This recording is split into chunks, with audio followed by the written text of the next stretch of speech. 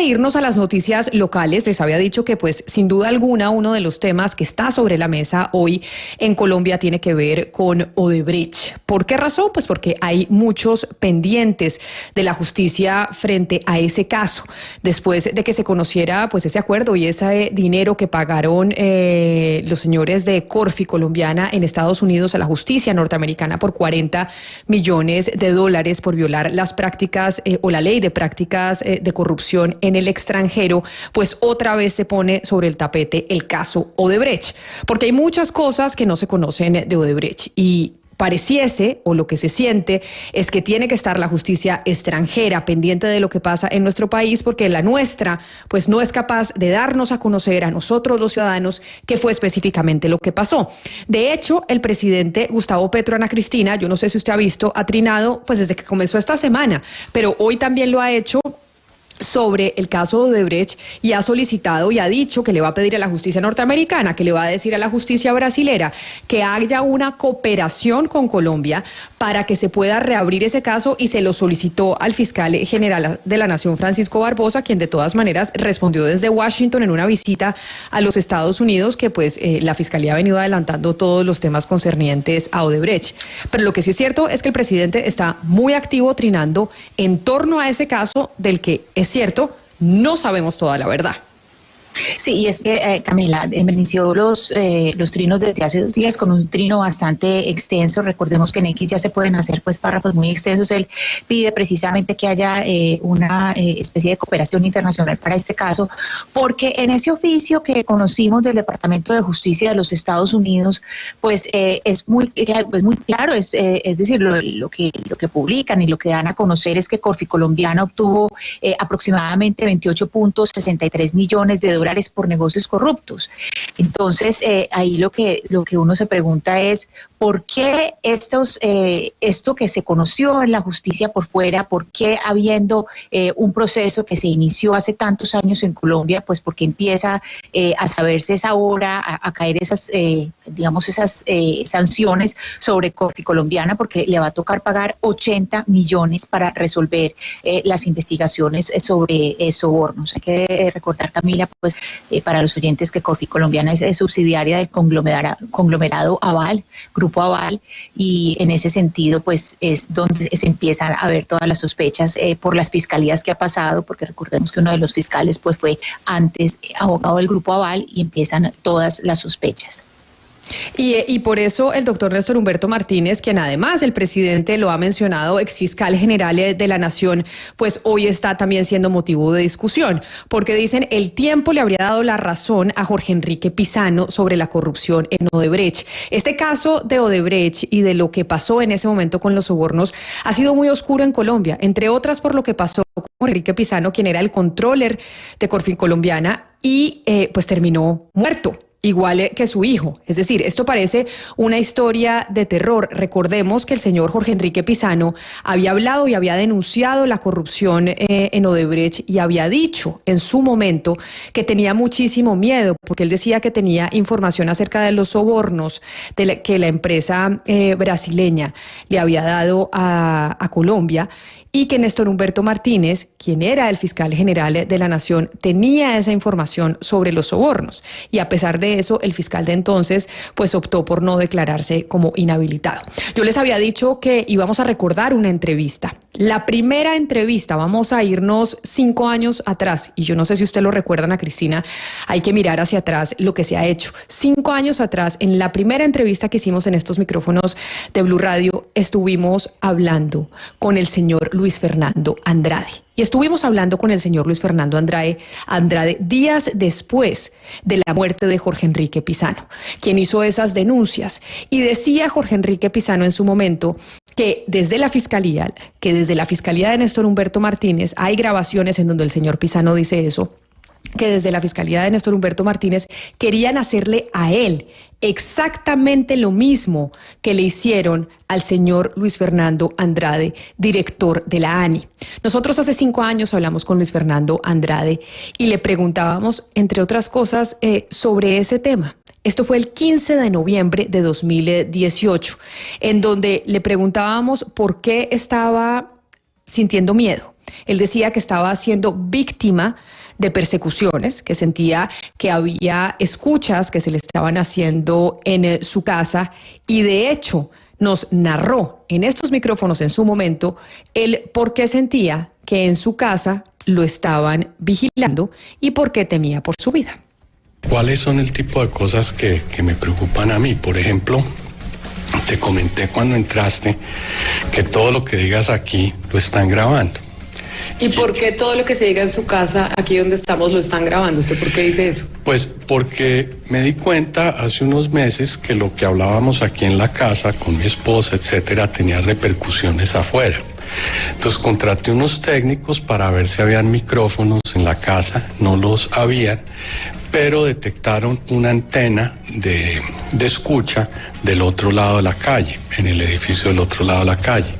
Y el técnico me explicó que esos equipos solo los tienen entidades del Estado. Además de eso, el doctor Andrade nos dijo en esa conversación que tuvimos hace 5 años que lamentaba que a pesar de no haberle recibido ningún soborno absolutamente a nadie, recordemos que estamos hablando de sobornos, razón por la cual en este momento el Grupo Aval hace este acuerdo con la justicia norteamericana. Lo que decía Luis Fernando Andrade en esa entrevista con nosotros es que a pesar de él no haber recibido ningún soborno, en lo penal tenía más cargos que quienes sí habían incurrido en delitos. La realidad de los hechos es que cuando se anunció que me iban a imputar cargos era por un interés indebido en el tema de Ocaña Gamarra. Y ya voy en 11 cargos, ¿no? Tengo más cargos que todos los criminales confesos que recibieron dinero, que hicieron todo tipo de trampas y cosas.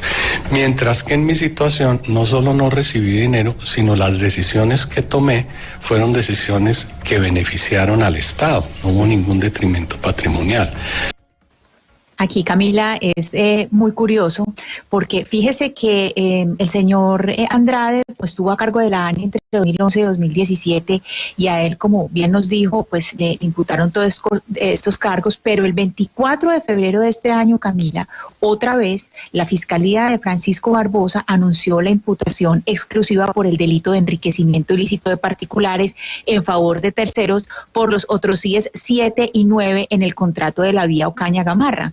Entonces ahora lo que se pregunta el señor Andrade Moreno es, pues si eso ya había sido imputado en 2017, ¿por qué otra vez vuelven a coger los mismos cargos? Y lo que argumenta ahora el señor Andrade es que se bloquea su derecho a la defensa técnica y pues y material. Ahí hay un bloqueo y que vuelvan a coger unos cargos que ya se habían esgrimido hace 7 años. Acuérdese que decíamos, Ana Cristina, que el señor Pisano, quien hablaba y denunció que el exfiscal general de la Nación, Néstor Humberto Martínez, tenía conocimiento de los sobornos que habían entregado en el caso Odebrecht, dijo: a mí me da miedo que me pase exactamente lo mismo que a Luis Fernando Andrade. Y Luis Fernando Andrade, a pesar de no mencionarlo específicamente, sí daba a entender pues que había una persecución, y él lo sentía así, que había una persecución de parte de la Fiscalía de Néstor Humberto Martínez. De hecho, Andrade se refirió a las declaraciones del entonces fiscal Martínez, de quien recibió el doctor Andrade, un concepto favorable cuando en su momento Andrade actuaba como apoderado de la concesionaria, cuando en su momento Néstor Humberto Martínez actuaba como apoderado de la concesionaria Ruta del Sol. El cliente de Néstor Humberto Martínez era Ruta del Sol, o sea, una compañía controlada por Odebrecht. Y fue esa compañía Ruta del Sol la que contrató al señor Martínez para que diera ese concepto, no fui yo. O sea, usted nunca va donde Néstor Humberto a decirle, o como representante de la ANI, por favor me entrega un concepto para ver si podemos hacer una adición a este contrato. No es usted el que tiene contacto directo con él. No. Los señores de Ruta del Sol lo contratan, él rinde este concepto y una vez él pues rinde el concepto en septiembre del 2012, los ejecutivos de Ruta del Sol me lo muestran a mí, básicamente para darnos tranquilidad de que podíamos proceder en las discusiones. Pero mis decisiones no fueron basadas en el concepto de Néstor Humberto Martínez, él trabajaba para la contraparte. Mis decisiones fueron basadas en el concepto de la interventoría del contrato, una opinión independiente, y en el concepto del área jurídica de la ANI. ¿Y coincidían esos dos conceptos, el de la interventoría y el del área jurídica de la ANI, con el concepto de Néstor Humberto Martínez cuando era abogado? Eran muy parecidos. De hecho, el concepto del doctor Néstor Humberto Martínez era mucho más favorable a la adición, porque él daba la posibilidad de que se hicieran las obras sin firmar un otro sí, simplemente considerándolo actividades adicionales. El concepto de la interventoría y de la ANI fue más conservador. El concepto dijo, no, hay que firmar un otro sí, tenemos que ser más conservadores. Entonces, procedimos de esa forma. O sea que todos sabían, el fiscal, hoy fiscal Néstor Humberto Martínez, sabía de ese COMPES, sabía que era perfectamente lícito en ese momento según la opinión jurídica de todos los que estaban alrededor del tema, y hoy siendo fiscal piensa que no. Es muy contradictorio, ¿no le parece? Inclusive que niegue en una entrevista radial como la que dio en la W, de que dio un concepto favorable. Es inaudito. Y ese es el tipo de cosas, y perdona volver al tema anterior, que me dan miedo, ¿no? Porque, digamos, si un ciudadano actúa de buena fe y la persona que participó en las decisiones aprobó lo que se hizo en su momento y ahora lo acusa a uno, pues uno tiene que sentir miedo, ¿no le parece? Y ahí es donde pues reitera Andrade lo que decía el señor Pisano antes de su muerte. Pero en otra parte de la entrevista, el señor Luis Fernando Andrade nos dijo en estos micrófonos hace 5 años que la injerencia de Néstor Humberto Martínez en el avance de las investigaciones en la justicia colombiana era evidente. ¿Y por qué hablamos de eso ahorita? Porque después de lo que sucedió en los Estados Unidos y que se conoció la semana pasada, pues sí queda en deuda la justicia colombiana de por qué aquí en nuestro país no se puede investigar y no nos pueden decir efectivamente qué fue lo que sucedió. Recordemos lo que nos dijo Andrade en ese momento sobre lo que estaba pasando y con la injerencia que estaba teniendo el fiscal de ese entonces en las investigaciones. ¿Usted cree entonces dentro de lo que está pasando en el proceso, que Néstor Humberto Martínez sí se sigue metiendo y sí está teniendo injerencia en la investigación del caso de Odebrecht? Mire, yo no soy abogado, no conozco exactamente lo que dice, digamos, la normatividad de la Fiscalía, pero es que es simplemente de lógica simple, ¿no? Si una persona nombra personas de confianza en los cargos y hace declaraciones públicas, digamos, sobre el caso, y además tiene el poder de quitarles el empleo, de trasladarlos, de promoverlos, pues obviamente tiene mucha influencia sobre lo que ellos hacen. Ya específicamente en qué aspectos el doctor Martínez se ha o no se ha involucrado en este caso, pues yo no sabría decirle.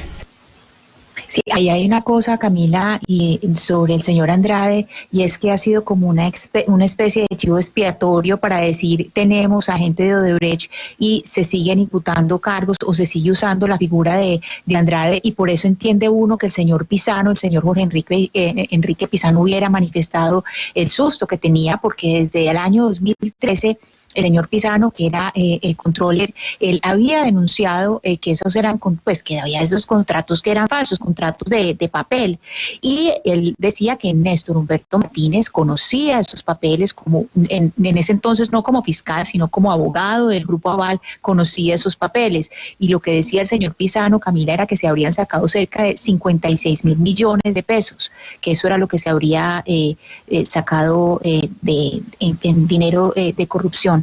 Y nos sobra recordar pues que Néstor Humberto Martínez, cuando ya estaba en la Fiscalía, cuando era fiscal general de la Nación, denunció a la campaña de Santos, dijo que la campaña de Santos había recibido $1 millón de Odebrecht, y finalmente esa investigación uno no entiende por qué pues la asumió el Consejo Nacional Electoral y no la Fiscalía. No, y además, ¿sabe qué? También él nos dijo, el señor Andrade en su momento, que, a ver, Estamos conociendo más información, que no la conocemos toda, por cuenta de la justicia norteamericana. Y ahí es donde uno se pregunta, oiga, ¿y la justicia colombiana será que no funciona? ¿Será que nosotros no podemos hacer en nuestro país las investigaciones para que nos cuenten qué fue lo que pasó en ese caso? Y recuerde usted que el señor Luis Fernando Andrade hace 5 años nos dijo a nosotros, que si él no fuera ciudadano de los Estados Unidos, sus enemigos poderosos lo hubieran aplastado hace rato. Y ahí se refería el señor Andrade a Néstor Humberto Martínez y al Grupo Aval en esta entrevista. Este fue pues una de las últimas cosas que nos dijo el señor Andrade en esa entrevista. Si no fuera porque yo soy norteamericano, a mí me hubieran vuelto chicuca en Colombia. Y gracias a Dios el gobierno americano me está ayudando, porque yo le voy a ser sincero. O sea, si yo no tuviera el apoyo de la doble ciudadanía, ya me hubieran aplastado. Y me hubieran aplastado porque es que estos enemigos que tengo son muy poderosos. ¿Quiénes son sus enemigos? Pues tú sabes quiénes son. O sea, las personas que les interesa que no se sepa la verdad. O sea, usted se refiere al fiscal Néstor Humberto Martínez y al Grupo Aval. Entre otros. Entre otros. Pero dice el doctor Andrade que él no es abogado y que por eso pues hay detalles que no nos puede dar. Pero quien sí es abogado es el doctor Pablo Felipe Robledo, ex superintendente de Industria y Comercio, y quien también tuvo a su cargo algunas investigaciones sobre este caso de Odebrecht en Colombia, y se conecta con nosotros a esta hora. Doctor Robledo, bienvenido, gracias por acompañarnos. Camila, muy buenas tardes y un saludo muy especial a usted y a toda la audiencia de Blue Radio. Mire, le voy a hacer una pregunta muy general a usted, como ex superintendente, pero también como abogado. ¿Por qué en este caso de Odebrecht, si en América Latina las autoridades nacionales de diferentes países sí han podido llegar a la verdad, sí ha habido condenas importantes, en Colombia no? Porque es que a nosotros nos toca enterarnos por la justicia de otro país, la justicia norteamericana, de cosas que suceden en nuestro país, y aquí no se investigan a profundidad. Pues yo lo que creo es que no podemos llegar a decir que es tan blanco o tan negro. Yo creo que en este caso de lo que ha pasado con Odebrecht y el Grupo Sarmiento es tirando a gris, no es ni negro ni blanco. ¿Por qué? Porque en Colombia sí ha habido decisiones importantes que se han tomado por parte de algunas autoridades en relación con el tema de Ruta del Sol 2 y lo que tiene que ver con esa obra. Por ejemplo, la Superintendencia de Industria y Comercio, usted lo sabe perfectamente, cuando yo era superintendente en el año 2007, a tan solo el escándalo de Odebrecht, el plea agreement de Odebrecht con el Departamento de Justicia de los Estados Unidos se suscribió en diciembre del 2016. Y tan solo 2 meses después, ya en febrero del 2017, yo como superintendente de Industria y Comercio tomé una decisión que era dar por terminado de manera inmediata el contrato de Ruta del Sol 2, es decir, arrebatarle de las manos el contrato de Ruta del Sol, quitárselo a un consorcio corrupto que había pagado $6.5 millones por la adjudicación de ese contrato al entonces viceministro Gabriel García Morales, una coima de $6.5 millones, y esa coima estaba confesado por quien había dado la coima, que era Odebrecht, y por quien la había recibido. O sea, Odebrecht y Sarmiento, no confesada por Sarmiento, pero sí confesada por Odebrecht y confesada por el viceministro que había recibido la coima. Entonces, ese contrato se terminó. Ahí hay una decisión favorable de la institucionalidad colombiana respondiendo. Año y medio después, también usted recordará, Camila, qué pena que le hable en nombre propio, pero lo tengo que hacer porque no puede caer la sensación de que es que tampoco se ha hecho nada. No se ha hecho lo suficiente, pero sí se ha hecho. 8 días antes de irme yo de la superintendencia, en septiembre del año 2018, formulé cargos, le imputé 3 cargos anticompetitivos a Odebrecht, a Sarmiento y a altos directivos de Odebrecht y de Sarmiento, del Grupo Aval, diríamos, Colombiana, etcétera, y les imputé 3 cargos. Uno que tenía que ver con el famoso tema de corrupción de los 6.5 millones, otro por un aprovechamiento indebido de un conflicto de intereses por cuenta de que un vicepresidente del Grupo Aval era el esposo de la estructuradora del proyecto de Ruta del Sol 2, y en ese cargo incluso, además de Sarmiento y una cantidad de funcionarios, le imputé cargos a Luis Carlos Sarmiento Gutiérrez como funcionario, como persona de carne y hueso. Claro, Porque doctor Robledo, yo sé que... Ya te digo, perdón Camila, y un tercer cargo que tenía que ver con el uso indebido de información privilegiada para favorecerse en la licitación. ¿Qué terminó pasando? Simplemente para que la gente nos entienda el tema de la superintendencia, que el superintendente que me sucedió a mí, el doctor Andrés Barreto, a mi manera de ver, hizo lo que tenía que hacer en el cargo número 1 y sancionó y le puso una multa de 88 mil millones de pesos al Grupo Aval y otro tanto a Odebrecht, que es 20 millones de dólares, que hoy en día el Departamento de Justicia de los Estados Unidos tiene súper bien ponderada, diríamos, y con gran aprecio esa decisión de la superintendencia, pero desafortunadamente Andrés Barreto declaró la caducidad del cargo 2 y cargo 3 a mi manera de ver equivocada, y por esa vía salvó a Luis Carlos Sarmiento Gutiérrez y salvó a Odebrecht y a Sarmiento de otras multimillonarias multas. Pero entonces ahí la superintendencia pues también hizo la tarea, y un tribunal... Claro, no, por eso le digo, anuló el contrato. Claro, la superintendencia hizo la tarea, eso, y por eso estamos hablando con usted, y me parece válido que usted diga, oiga, no se puede mirar todo blanco o negro. Acá también hay instituciones que trabajaron e investigaron lo que pasó en Colombia con Odebrecht, que fue esta organización y esta empresa brasilera que tuvo tentáculos en todo el continente y que además tuvo tentáculos en las campañas políticas. Pero no así pasó con el proceso penal, doctor Robledo. Claro, es decir, el proceso penal, que es el de la Fiscalía...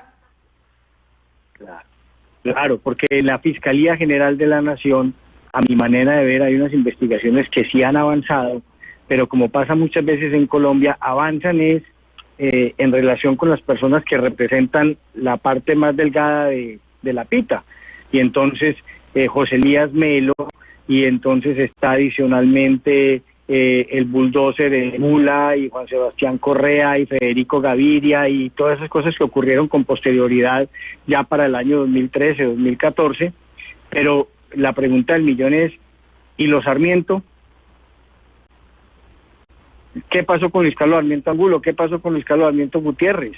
No ha pasado absolutamente nada, como tampoco ha pasado con otras personas que estaban involucradas en ese escándalo. Entonces la Fiscalía también ha hecho un trabajo, a mi manera de ver, a medias, bastante mediocre, sí, en el tema de Ruta del Sol. Sí, siguiendo por esa línea y teniendo claro que su tema era administrativo y no le competen a la Fiscalía, y también para que la gente lo tenga claro, pero en ese acuerdo, o más que acuerdo, también en el que institucionalmente el Grupo Aval acepta que fue corrupto, pues lo que más nos llama la atención a todos es esa parte donde dice Officer 3. Dicen ellos que otra persona que recibió sobornos fue un alto dirigente del gobierno de Juan Manuel Santos, que estuvo los 8 años en el gobierno, y solamente hay 7 personas que cumplen esas características. Ahora, si, lo que le quiero preguntar es que si hay manera de que la justicia colombiana tenga ese nombre y lo revele, porque pues este acuerdo es también cerrar judicialmente el caso allá, pero ese nombre, ¿hay cómo saberlo? ¿Hay cómo rasguñar ese nombre de ese informe? Pues es obligación de la Fiscalía General de la Nación encontrar quién es el famoso Colombian Official Tree. Y eso me parece que es que yo escribí en estos días, mandé un trino diciendo, a mí no me parece que eso no es una facultad, es una obligación ineludible de la Fiscalía. Aquí nos tienen que decir quién es el Colombian Official Tree y nos lo tienen que decir rápido, y no nos podemos quedar diríamos contentos con el hecho de que Corfi Colombiana como persona jurídica ha reconocido en un acuerdo en los Estados Unidos haber dado una coima de la que sí, la verdad es que no teníamos, ninguno de los que investigaba ese caso tenía la más mínima noticia sobre la existencia de esa coima por allá en los años 2014-2015 de 3.4 millones de dólares a un alto funcionario de la rama ejecutiva que estuvo del 2010 al 2018 en el gobierno. Eso no, y necesitamos saber de qué persona se trata. Eso me parece que la Fiscalía debe enfilarle baterías a ese tema, y también creo que es muy fácil, porque es que todo lo que en ese documento dice que confesó Corfi Colombiana es porque Corfi Colombiana lo sabe. Entonces, ya le preguntó a la Fiscalía a la señora María Lorena Gutiérrez, actual presidenta de Corfi Colombiana, quién es el Colombian Official Tree. Ya le preguntó, no le ha preguntado. Ya le preguntaba a Luis Carlos Sarmiento Angulo y a Luis Carlos Sarmiento Gutiérrez, como controlantes de esas compañías del Grupo Aval, esa coima que están reconociendo en Estados Unidos, ¿a quién fue que se la dieron? Ya le preguntó la Fiscalía, no le han preguntado. Ya le preguntó la Fiscalía a José Elías Melo, que es el que dice estar en la reunión, según el documento, que fue en una reunión entre José Elías Melo, el Colombian Official 3 y Martorelli de Odebrecht. Ya le preguntaron, ¿cuándo es que los van a citar a la Fiscalía? ¿Cuándo van a citar a la Fiscalía a Luis Carlos Sarmiento Gutiérrez y a su papá para que den su versión sobre lo que confesó Corticolombiano? Doctor a María Robledo. Lorena Gutiérrez.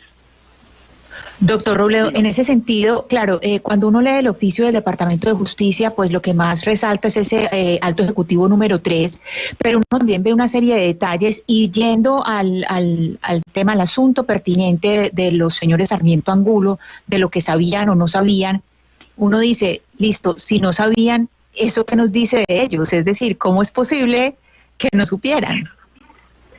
Mire, cuando uno lee el documento y de tiempo atrás, pues, diríamos, pero uno lee este documento de el acuerdo de procesamiento diferido que firmaron con el gobierno de Estados Unidos y mira los temas cronológicos y pues obviamente eso empieza con el soborno de los 6.5 millones de dólares, pero el soborno de los 6.5 millones de dólares al viceministro año 2009-2010, eso es un punto, un aspecto.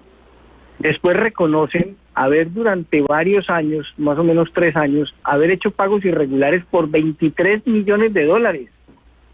Y después reconocen el pago de esos 23 millones de dólares desviados para pagar a través de facturas inexistentes y servicios no prestados para darle campañas políticas y para desviar recursos, y 3.4 millones de dólares para el Colombian Official Twin. Y entonces la pregunta es esa, que me parece que tú le diste en el punto. Es que esa es la pregunta. Entonces, estamos en presencia de ¿quiénes? O sea, el señor Luis Carlos Sarmiento Angulo y el señor Luis Carlos Sarmiento Gutiérrez, ¿quiénes son?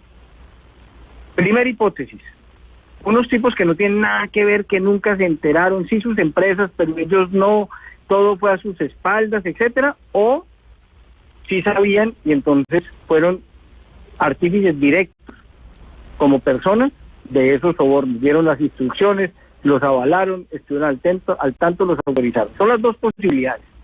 Entonces, si es la segunda que acabo de decir, es decir, sí sabían, entonces la pregunta es ¿por qué no están presos?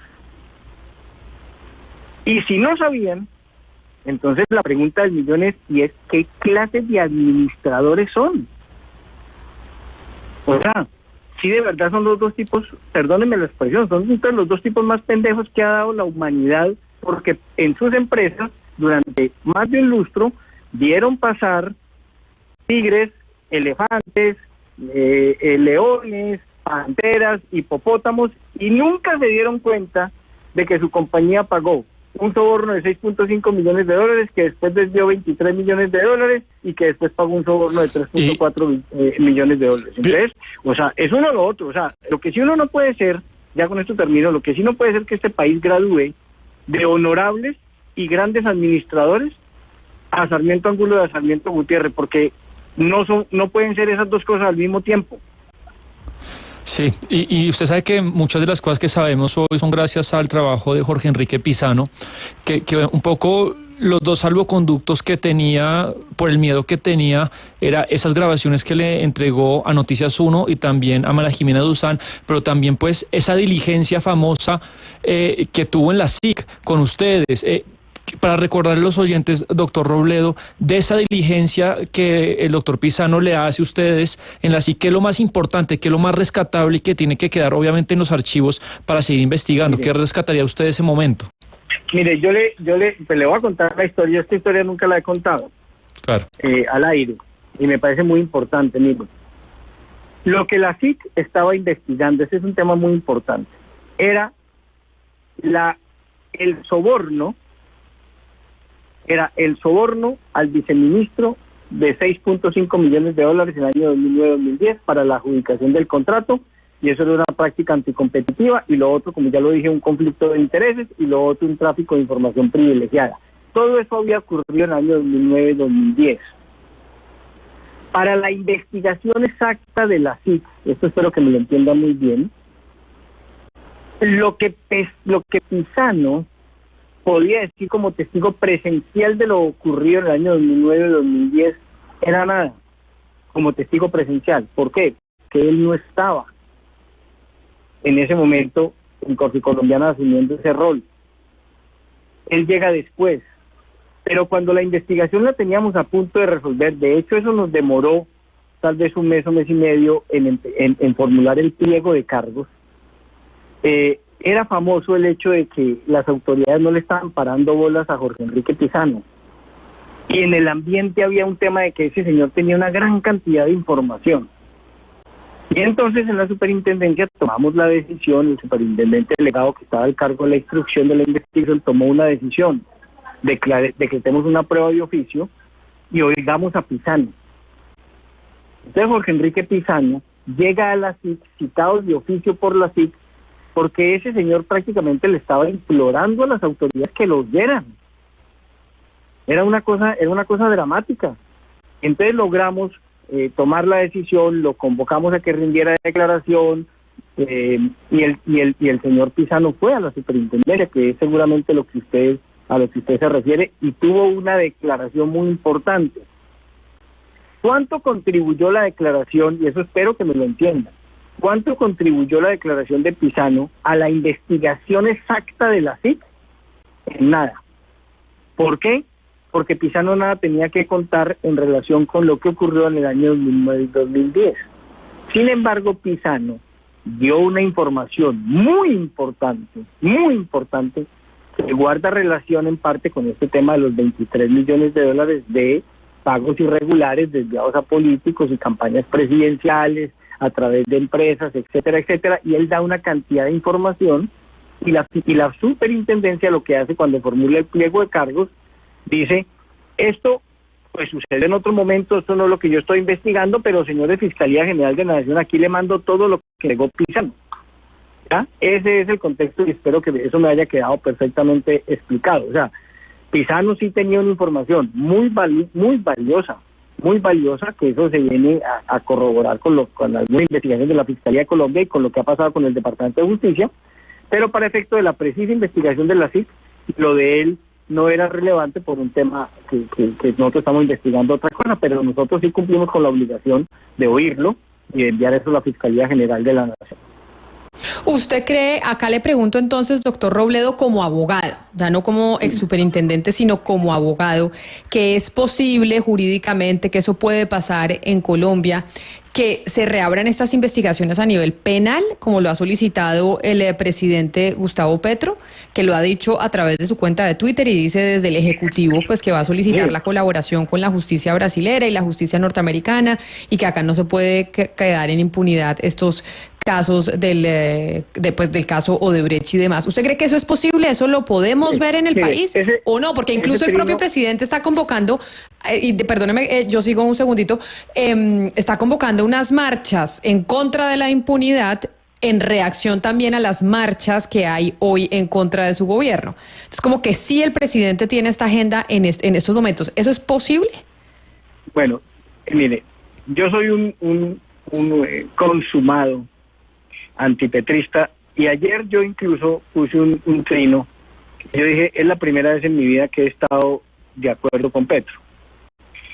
¿En qué sentido? Yo creo que el presidente debe mandarle un mensaje a la institucionalidad que le pide que llegue hasta las últimas consecuencias, que haga un escrutinio de qué es lo que está reportado como confesado en ese documento del en el acuerdo con el Departamento de Justicia, con el gobierno americano, y que las autoridades hagan un inventario de qué es lo que en Colombia está investigado y qué no está investigado. Pues dicho de otra manera, pues no le puede decir el presidente de la superintendencia que vuelva e investigue la coima de Ruta del Sol 2 porque ese caso ya terminó, ¿ya? Pero sí le puede decir que investigue otras cosas, le puede pedir al fiscal, y el fiscal es un trabajo que es que no tiene que pedir el presidente, tiene que ser el fiscal, hacer un inventario de qué es lo que hoy en día está en la impunidad, qué es lo que hoy en día se puede reabrir y qué es lo que nunca se ha abierto, y abrirlo, y qué es lo que hay que investigar. Entonces, en ese sentido estoy de acuerdo con Petro, ojo, en ese sentido nomás, que este país, el presidente y todos nosotros tenemos que decirle a las autoridades que hagan ese inventario y que investiguen lo que aún todavía no ha finalizado en una investigación en Colombia. Ahora, ya esa cosa pues ya de meterse en el detalle, que es que la marcha y que la gente proteste, y eso me parece que ya eso no corresponde, pero diríamos, compartimos el hecho, eso me parece bien, que las autoridades colombianas se pongan las pilas a investigar lo que tienen que investigar, porque es que el acuerdo con Estados Unidos es un acuerdo con Estados Unidos, no un acuerdo con Colombia. De acuerdo con Estados Unidos. Doctor Robledo, pero entonces en ese sentido esta terna que pasó el presidente Petro para la Fiscalía, que es una terna de 3 mujeres, inclusive una de ellas, la doctora Amparo Cerón, estuvo en el caso de Odebrecht y muy cuestionada precisamente por su papel. ¿Usted cómo ve esa terna? Sin comentarios, diríamos, no. Tengo ahí unas personas a quienes, diríamos, conozco y respeto. Que me parece que podrían ser buenos fiscal, no necesariamente eso que estoy diciendo es extendible a toda la terna. Y desde la autonomía del presidente, diríamos, mirar aquí en terna, y también creo yo que la Corte deberá examinar la terna para ver si le acepta la totalidad de la terna del presidente, pero eso es dentro de la dinámica de elección. Yo diríamos, no voy en mis suspicacias hasta allá. Lo que sí sé es que si este fiscal no lo hace, le tocará al próximo fiscal ponerse las pilas a terminar de investigar lo que tiene que investigar con el tema de Odebrecht. Pues ojalá se haga y ojalá se conozca y podamos saber específicamente qué fue lo que sucedió y quién es ese Official 3, porque además, doctor Robledo, pues ahí veíamos a nuestra colega Vicky Dávila poner un trino diciendo que a ella le decían una fuente pues muy importante que el Official 3 era el presidente Juan Manuel Santos, e inmediatamente el expresidente Juan Manuel Santos salió a negarlo y salió a decir que obviamente va a tomar las acciones legales que tenga que tomar frente a esa calumnia y frente a esa injuria. ¿Usted cree que sí vamos a saber quién es ese Official 3? ¿Usted tiene algún tipo de noción de quién podría ser esa tercera persona del gobierno del entonces presidente Juan Manuel Santos que recibió los dineros? Pues yo creo que cualquier persona tiene una lista de posibles sospechosos, pero a mí cuando me han preguntado sobre ese tema, yo no he querido caer en la irresponsabilidad de decir uno que otro nombre de los que uno podría sospechar, porque pues además eso me parece de quinta categoría. Es que no estamos acusando a alguien de haberse pasado de trago en una fiesta. O sea, lo que termina cuando se mandan esos nombres de forma especulativa dentro de un abanico de candidatos a ese deshonroso cargo del Colombia Official 3, pues eso es poner a la gente en la palestra pública de forma injustificada. Yo creo que eso no corresponde. No estoy de acuerdo, diríamos, con señalar a nadie como sospechoso. Lo que sí creo es que la Fiscalía sí tiene que decirnos quién es. Eso sí, incluso, pues yo ayer mandé un trino, dije, pues cómo era de fácil que no es sino citar a declarar a María Lorena Gutiérrez, que es la presidenta de Corficolombiana, que fue la que representó a Corficolombiana en el acuerdo con los Estados Unidos. Y a los señores Sarmiento, es que si yo fuera fiscal general de la Nación, lo que le digo, ya estarían esos citados hace rato a declarar sobre eso. El mismo lunes han estado citados a declarar. Y el país necesita saber, entre otras cosas, ese tema.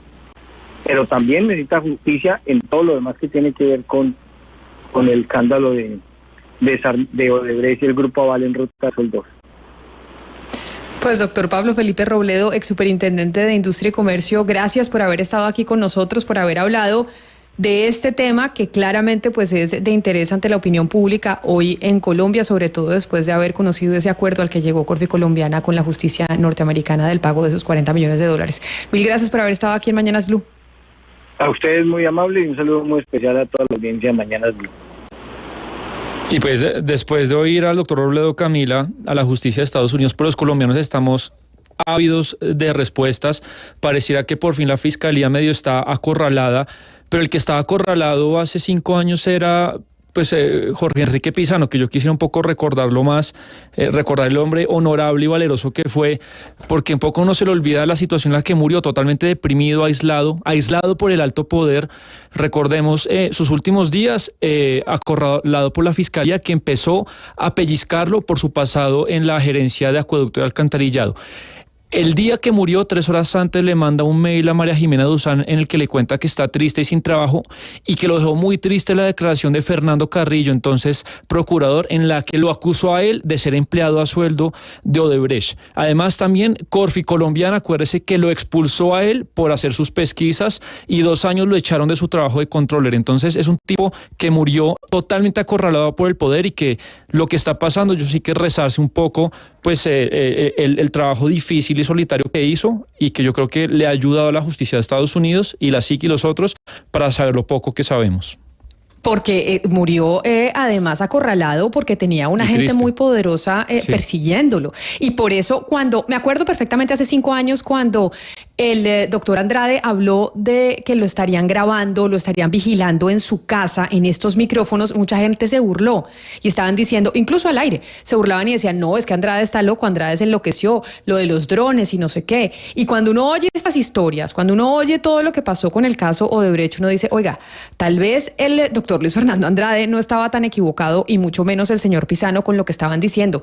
Acuérdese usted, recordemos este último audio antes de irnos, que Luis Fernando Andrade en esa entrevista que nos dio aquí en Mañanas Blue, habló que a él la fiscalía lo había chuzado, le había chuzado sus teléfonos por 1 año, a pedido, eso le dijeron las autoridades de la DEA, pero él hizo un derecho de petición a la DEA y la DEA le contó que jamás pidió eso. Y él decía, las chuzadas de las que yo estaba siendo víctima solo se podían hacer desde aparatos de propiedad del Estado. Por ende, a mí me estaba chuzando la fiscalía. Recordemos un poco lo que nos decía en ese momento Andrade sobre ese particular. Imagínese que a mí me interceptaron mis comunicaciones por 1 año. La justificación de esas interpretaciones fue un memorándum de la DEA de Estados Unidos. Y con base a eso, entonces fueron a un juez a pedir que me interceptaran. Según la fiscalía, la DEA estaba pidiendo que me interceptaran. Yo le hice un derecho de petición a la DEA, soy ciudadano americano, ¿y sabe qué respondieron? Que ellos no tenían ninguna investigación contra mí, no tenían ninguna información de mi número telefónico y nunca pidieron una interceptación. Ahí eso era lo que nos decía en ese entonces Luis Fernando Andrade.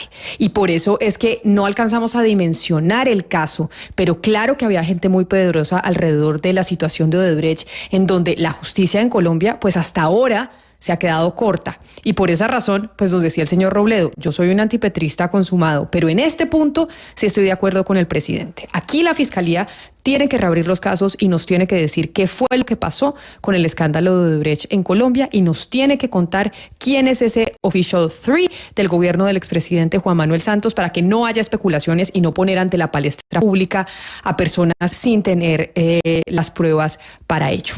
Así llegamos nosotros al final de esta transmisión hoy en Mañanas Blue. A ustedes gracias por habernos acompañado. Sigan conectados con nuestros compañeros de Meridiano Blue, que tienen